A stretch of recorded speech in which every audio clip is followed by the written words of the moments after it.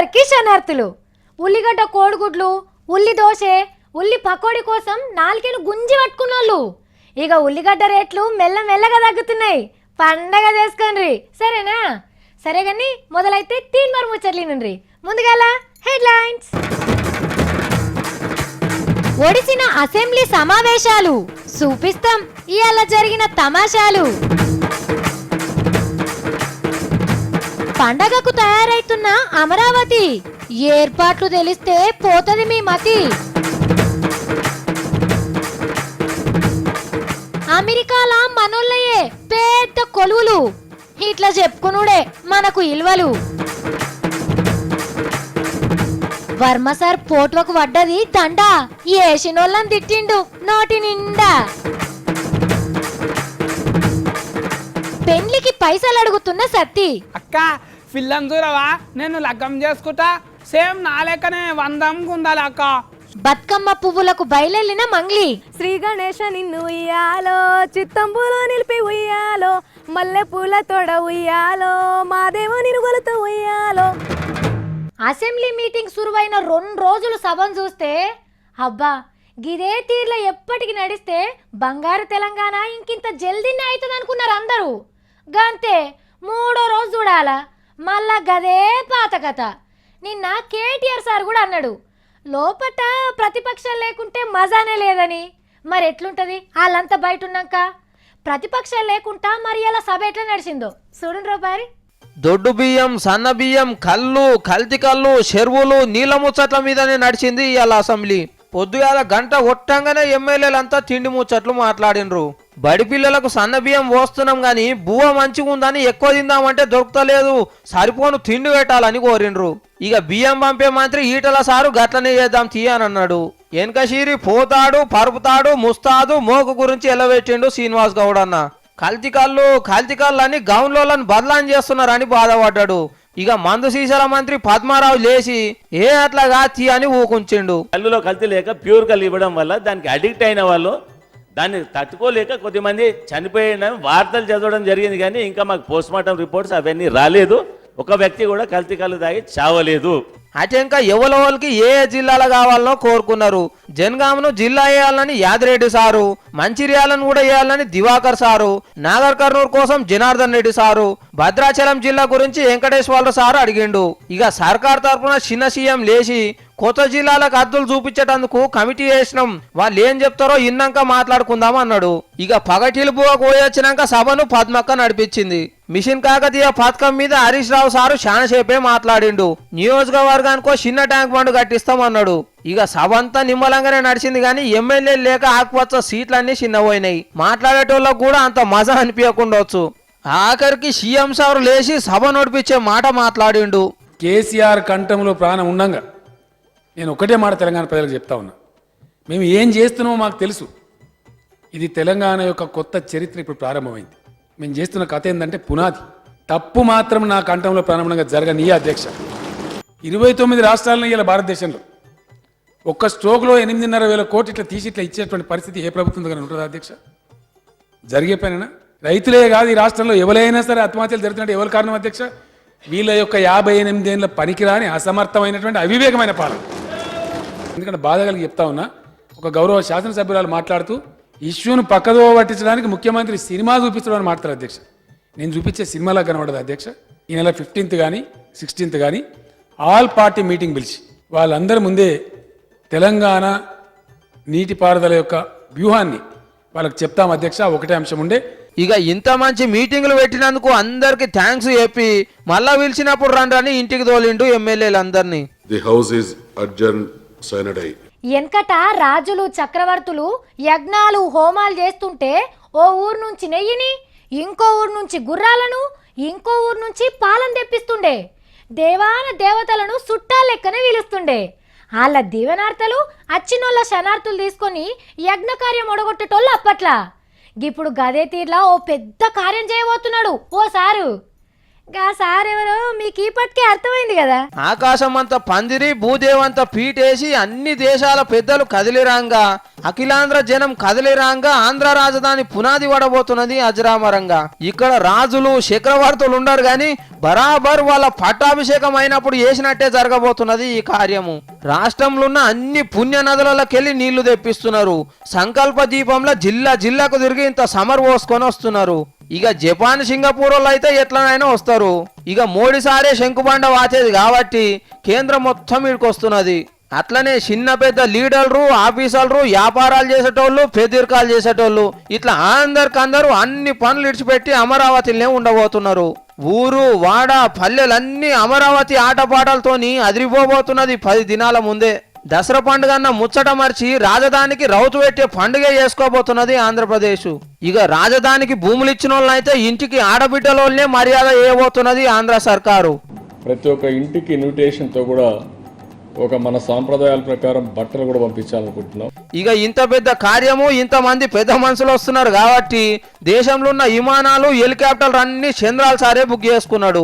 శంకుస్థాపన పండుగకు ముంగట 3 రోజులు వెనుక 3 రోజులు అమరావతి చుట్టూన్న హోటళ్లు లాడ్జీలను ఇప్పటికే గుత్తకు తీసుకున్నదట అక్కడి సర్కారు.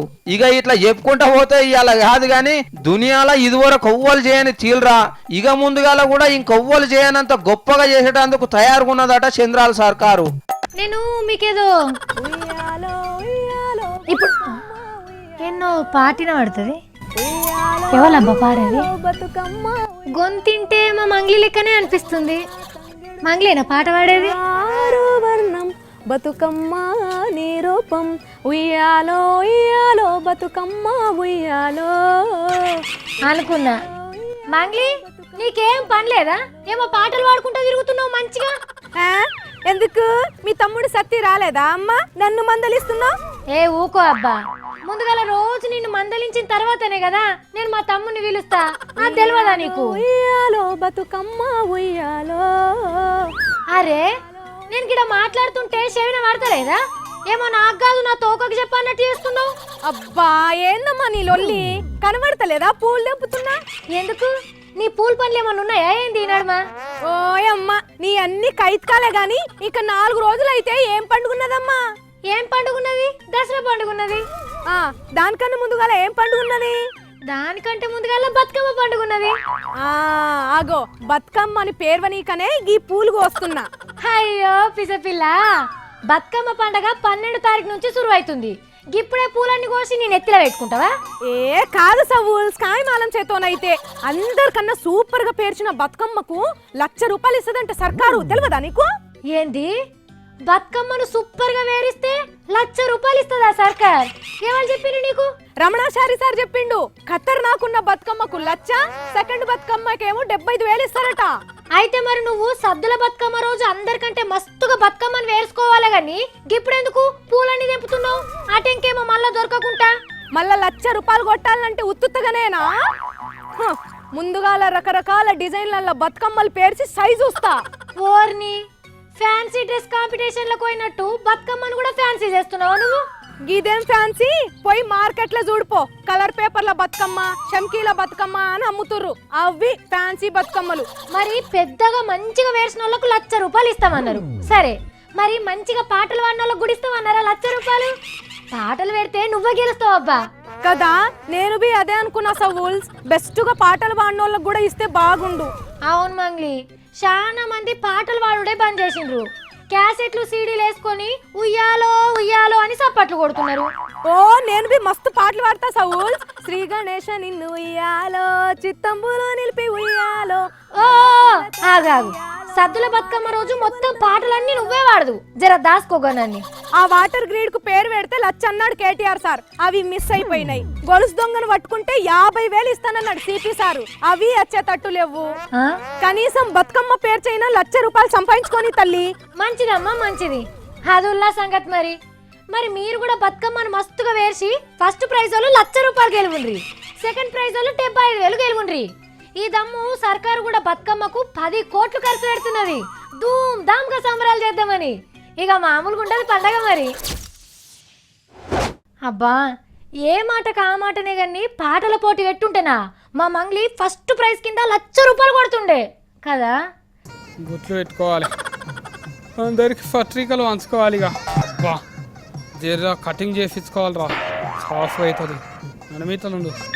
అమ్మో సారేమో సోకులు పడబట్టే. సత్తి సారు ఏంది కథ? ఏమో పెళ్లి పిల్లగానే అవుతారా మెత్తిను? అబ్బా అక్క మస్తు గుర్తుపట్టినావు అక్క నువ్వు. అక్క నేను సేమ్ పెళ్లి పిల్లగాని లేక నువ్వు నాకు రా అక్క. పెళ్లి పిల్లగాని లెక్కనే కనిపిస్తున్నావు కానీ ఎందుకైనా పెళ్లి పిల్లగానివి? అక్క పిల్లని చూడవా, నేను లగ్గం చేసుకుంటా సేమ్ నా లెక్కనే వందంగా ఉండాలి అక్క. చెప్తున్నావు చూడు మళ్ళా. నీకు పిల్లని చూడాలంటే నీ అంత అందంగా కాదు తమ్మి, మందంగా ఉండాలి. అక్క మందంగా ఉన్నా సరే గానీ నీ లేక మంచిదై ఉండాలి అక్క. అవుగాని తమ్మి లగ్గం చేసుకుంటావా నువ్వు? మొన్న అన్నావు కదా అక్క గనారమా, నీ కొన్ని పెట్టాలంటే టిఫల్ అవుతుంది, నీ బట్టలు విండాలంటే నా రెక్కలకు రేగ్ గంపగొట్టినట్టు అవుతున్నది అంత అని. అవ్వా నేనెప్పుడన్నా? మళ్ళా నాకు బువ్వ పెట్టాలంటే నీ చేతులకు కొరకాసు పెట్టినట్టు అవుతున్నది. నేను తిన్న బాసన్లని గడుగురు కన్నా బలరన్ గడుగునే నయమున్నది అంట అన్నావు కదా అక్క. భార్యను బరగ చేసినావు తమ్మి. ఇగో గిసంటి మాటలు చెప్తే బరిగ తీసుకొని కొడితే చెప్తున్నా నీకు. అమ్మా నాకు నవ్వొస్తుందిరా బాబు, నేను గావరాలు పడుతున్నాను ఈడ. అక్క గౌరవం గంజికేడిస్తే ఈ దెబ్బలకేడిసిందంట కదా. తమ్మి నీకు చెప్తున్నా చూడు, ఇలా నన్ను నగిపియకు, నేను వార్తలు చెప్పాలి. సరే కానీ ఇలా వార్త ఏందో చెప్పు. నా పెండ్లే పెద్ద వార్త. అబ్బా సరే తమ్మి, మరి పూల పండ్లు తెచ్చుకున్నావా? నాకు గాయంతో కూడా ఏరకలేదు అక్క. పూల పండ్లు పిల్లని చూసినాక పెడతారు, నాకు ఏరికే. అయినా కానీ తమ్మి గింత ఎమర్జెన్సీలా నీకు పెండ్లు ఎందుకు? పెళ్లి కాలేదని ఎవరు నీకు నేర్పేటోళ్ళు? కుమారేనా? అక్క మొన్న అమావాస వెళ్ళినాక పిల్లని చూస్తాను కదా అక్క, ఇప్పుడన్నా చూస్తావా ఆ సూరవా? అయ్యో ముందుగాల పిల్లనియాలంటే తృణము ఫలము పెట్టాలి కదా, వెనక ముందేమన్నా ఉండాలి. ఉత్తగానిస్తారనుకున్నావు పిల్లను? అక్క నా ముంగట నువ్వు ఉన్నావు, నా వెనక సర్కారు ఉన్నది. నువ్వు ఒక 50,000 సర్కారు ఒక 50,000 ఇచ్చిన అంటే నా లగ్గం సూపర్ హీట్ అవుతుంది. బఫోలో సిస్టంలో పెట్టిస్తా బువ్వ నేను. ఈ బఫెల్లో సిస్టమ్ ఏందో, హీట్ అవుడేందో నువ్వేమంటున్నావో తమ్మి, నాకేం అర్థం కాక ఆగమాగమయ్యేటట్టున్నది. అయినా కానీ ఏమన్నావు, నీ పెళ్లికి సర్కార్ ఎందుకు ఇస్తుంది పైసలు? కళ్యాణ లక్ష్మి పథకం అందరికి వస్తుందంట అక్క. బీసీలకు కూడా 50,000 రూపాయలు సర్కార్ చదివిస్తారంట. వాళ్ళను వాళ్ళ కుటుంబాలను చల్లగా చూడు దేవుడా. అమ్మో భాగవతాలలో చదివినట్టు బాగానే చదువుతున్నావు కానీ కళ్యాణ లక్ష్మి అనేది పేదిండ్లల్లా ఆడవిళ్ళ పెళ్లి కోసం పెట్టింది, పేదిండ్లల్లా మొగోళ్ళ కోసం పెట్టింది కాదు. ఆడవిళ్ళలో ఏమో ఓటేసిండ్రా, మగ ఫోరలో ఓటేయలేరా? మాకు ఇయ్యరా ఈ పథకము? అట్లా కాదు తమ్మి, ఆడవిళ్ళ పెండ్లైతే కట్న కానుకలన్నీ మొగోళ్ళకే ఇస్తారు కదా, ఇక మొగోళ్ళ కోసం సెపరేట్ గా ఇచ్చేది ఏముంటది? అవును కరాక, పెండ్లు అయితే రెడ్డు మంచము, బీరువా, కూలరు, మళ్ళా మోటార్ సైకిల్, గనారము, మళ్ళా కాళ్ళకు రంగు కూడా పెడతారక్క కదా. మరి అవన్నీ మొగోళ్ళకి వేస్తుండగా మళ్ళా మొగోళ్ళకే ఎట్లా పైసలు ఇస్తారు చెప్పు? ఆడవిళ్ళకి ఇచ్చుడే ధర్మం తమ్మి. అక్క నేను పేరు మార్చుకోవాలి, నా పైసలు వస్తాయా నాకు? అబ్బా పేర్లు మార్చుకుంటేనే ఆడోళ్ళు గారు నాయన. పేద పుట్క ఉట్నోళ్లకు సర్కార్ ఇచ్చే పథకమే గీ కళ్యాణ లక్ష్మి పథకము. మొన్నటిదాకా ఎస్టీ ఎస్సీ పిల్లలకి ఇచ్చిండ్రు, ఇప్పుడు బీసీలకు కూడా ఇస్తున్నారట. అబ్బా వర్జెంట్ల పేరింటి పిల్లని చూసి పెళ్లి చేసుకోవాలిరా, పైసలు వచ్చేటట్టు చేసుకోవాలి ఎట్లాగైనా చేసి. నా పెళ్లి ఫంక్షన్ హాల్లో అవుతుంది, ఇక అందరు వస్తారు, ఇక గోడల మీద కాగితాలు అతికేపించుకోవాలి, మైల ఫోల్ తీపించుకోవాలి. అక్క నేను జల్దీ పెళ్లి చేసుకుంటా. ఓక మళ్ళా అమాస ఉన్నాము, మళ్ళీ పండుగ పబ్బం అంటాను పెళ్లి ఆపితే మంచిగా చెప్తున్నావు చూడాక. ఢిల్లీలో లోక్సభలుండే ఎంపీలు వాళ్ళ జీతాలు పెంచమని వాళ్ళకాలే ఓ కమిటీ వేసుకున్నారు, కానీ వాళ్ళకైతే ఇప్పటికి కూడా జీతాలు పెంచలేదు. అదే ఢిల్లీ అసెంబ్లీలో ఉండే ఎమ్మెల్యేలు జీతాలు పెంచాలని వాళ్ళు కూడా ఓ కమిటీ వేసుకున్నారు. మరి ఎమ్మెల్యేల కమిటీ ఏం చెప్పింది? జీతాలు పెంచమన్నదా అద్దన్నదా? అరేరేరే గరీబోళ్లకు ఎన్ని కష్టాలో చూడుండ్రి. ఢిల్లీని వెళ్తున్న ఎమ్మెల్యేలకు ఇంట్లో వెళ్తలేదట. మనము గరీబ్తనం వెళ్ళబోయలేం, మనం కూడా అమీర్లమైదామని జీతాలు పెంచుకోబోతున్నారు. ఏకదమ్న 2 లక్షలకు మీదనే జీతం తీసుకుంటారట నెల పేరు మీద. ఇప్పుడొస్తున్న జీతం బత్తలు కలిపి 88,000. గివి ఇంట్లో పోరానికి పాల ప్యాకెట్లు, ఇంటామెకు షీరా జాకెట్ కొనిద్దామన్నా సరిపోతలేవట. ఉన్న పైసలన్నీ ఎలక్షన్ల ముంగట షీపుర్లు కొనేందుకే ఊడ్చేసినాం అని ఓ కమిటీ వేసుకొని జీతాలు పెంచిపించుకుంటున్నారు. కాబట్టి గరీబ్ పార్టీ ఎమ్మెల్యేలంతా జల్దిగానే అమీర్లవుడు ఖాయం. కానీ పార్టీ పేరైతే ఆమ్ ఆద్మీ అనే ఉంటది, ఇన్లేం డౌట్ పడకుండ్రి. మొన్నటిదాకా ఏడనన్న సర్కారోళ్ళు ఎగ్జిబిషన్ పెడితే లేపాక్షి హస్తకళల ప్రదర్శన, లేపాక్షి బొమ్మలు, కొండపల్లి చెక్క బొమ్మలు, ఏటికొప్పాక చక్కటి బొమ్మలు, వెంకటగిరి చీరలు ఇవన్నీ కనిపిస్తుండే. అట్లనే మన నిర్మల్ కొయ్య బొమ్మలు, పోచంపల్లి పట్టు చీరలు, గద్వాల్ పట్టుబట్టల్ని కూడా చూసినాం. ఇక ఇప్పుడు ఇవన్నీ కావాలంటే లేపాక్షికి పోవద్దు, గోల్కొండ కోవాలి. ఆగో గదేంది, గోల్కొండ కాడ గిట్లా ఏమన్నా ఎగ్జిబిషన్ పెట్టిండ్రా ఏంది అని కూడా అనుకోవద్దు. ఇడాకులైనాక కూడా ఇంటి పేరు పాతదే ఉంచుకుంటామంటే ఇజ్జత్ పోదా? అందుకే మన రాష్ట్రం మనకు అయినాక మన ఇల్లు సంసారం తగ్గట్టు అన్నిటి పేర్లు మార్చుకుంటూ పోతున్నాం. అగో గట్లనే చెయ్యితోని చేసిన అందమైన వస్తువులమ్మే దుకాణాలకున్న లేపాక్షి పేరును గోల్కొండ అని పెట్టింది మన సర్కారు. అది వరకు వీటికి అనంతపురం జిల్లాలున్న లేపాక్షి గుడి పేరు మీద లేపాక్షి అని పెట్టిండ్రు ఆంధ్ర ముఖ్యమంత్రులు. ఇక గది ఒడిసిన ముచ్చట కాబట్టి మన రాష్ట్రంలో పతొక్కలకెరకైన గోల్కొండ పేరును ఖాయం చేసిండు సీఎం కేసీఆర్ సారు. అట్లనే పేరు చదవకుంటేనే గుర్తుపట్టేటందుకు లోగో అని బండ గుర్తు పెడతారు కదా, దాన్ని కూడా మార్వబోతున్నారు. గోల్కొండ అంత పేరుకెక్కేటట్టు బిజినెస్ చేయాలని ఉపాయం చేసింది సర్కారు. జిల్లాల పోటీ దుకాణాలు పెట్టి అమెజాన్ అసొంటి ఆన్లైన్ అరలలో కూడా అమ్ముకునే సవలతులు చేస్తారట. కాబట్టి పాత లేపాక్షిని మర్చిపోయి మన చరిత్ర నేర్క చెప్పే మంచి మంచి వస్తువులు తెచ్చుకోండి గోల్కొండలా. ఈ సినిమాలో వార్తను ఏడున్నా మంచిగా దొరకబడతాడు మా సత్తి. సినిమాలో వార్త చూసినాని మూలకున్న పాత సైకిల్ తీసి ఆయిల్ గ్రీజు పూసిండు. ఎందుకు తమ్మి అంటే చెప్తలేడు. నువ్వు వార్త ఏముంది గలా అంత అని చెప్తా అని అంటున్నాడు. సరే గాని సత్తి సైకిల్తోని ఏం చేస్తాడు? సత్తి దొరకబట్టిన సినిమా వార్త ఏందో మీరే చూడండి. మయ్యన్న సైకిల్ ముదుగున్నారు కదా, రాళ్ళు రఫ్ఫలకెళ్ళు కూడా రయ్యమంటా ఉరుకుతున్నారు. తొక్కకున్నా కూడా శ్రీమంతుడు సినిమాలో మయ్యన్నకు మంచి మంచి కార్లు ఉన్నా కూడా గరీబోల లేక గీసిన సైకిల్ మీదనే తిరుగుతారు కదా. చూస్తే సైకిల్ లెక్కనే ఉన్నది కానీ 3.5 లక్షల రూపాయలు ఇలువనంట ఇది. కానీ 999 రూపాయలకి అమ్ముతున్నారంట కంప్లీటర్లో పెట్టి. నాకు కావాలా అంత అని అప్పుడే లేచి ఉరకకుండ్రి. కొనబుద్ధి ఉన్నోళ్ళు రూపాయి తక్కువ 1000 రూపాయలు కట్టాలి ముందుగాల. కట్టిన వాళ్ళు అందరి పేర్లు సిటీల మీద రాసి లక్కీ లాటరీ తీస్తారంట మయన్న. వాళ్ళు పేరు వస్తే వాళ్ళకే వస్తుంది ఈ సైకిల్. మయన్నకి ఎన్ని పైసలు వస్తాయో చూసి పెద్దగా ఉన్నప్పుడు నేను దొక్కిన సైకిల్ని కూడా అర్రాసు వార్తా, వచ్చిన పైసలతోటి మంచిగా కారు కొనుక్కుంటా. పీకలు కోసే కత్తి శాంతి మంత్రం చదివితే ఎట్లుంటది? ఎప్పుడు చూడుండ్రి ఆయనే తిట్టుకునే మనిషి అలా పక్క పొంటలు ఏదో చిన్న మాట అంటే షిర్రున కోపం వస్తే ఏమనిపిస్తుంది? అబ్బో అదేదో వింత లెక్కనే కొట్టదా? గసొంటి వింత వార్తనే గిది కూడా. ఏమైందో సార్కి అలా మనల్లా మనిషి లెక్కనే మాట్లాడిండు. ఈయన చచ్చిపోయిండని పవన్ సార్ ఫ్యాన్స్ గిట్ల బొమ్మేసి ఇంటర్నెట్లో పెడితే ఏడ్చినంత పని చేసిండు కోపంతోని. గిదెక్కడ అన్యాయం? నేను అంతగానం ఏమన్నా? మీరు నన్ను చంపుతారేమో గాని నా ఆలోచనలను చంపలేరన్నారు రాము ఇజాన్ని ఇడిచిపెట్టి.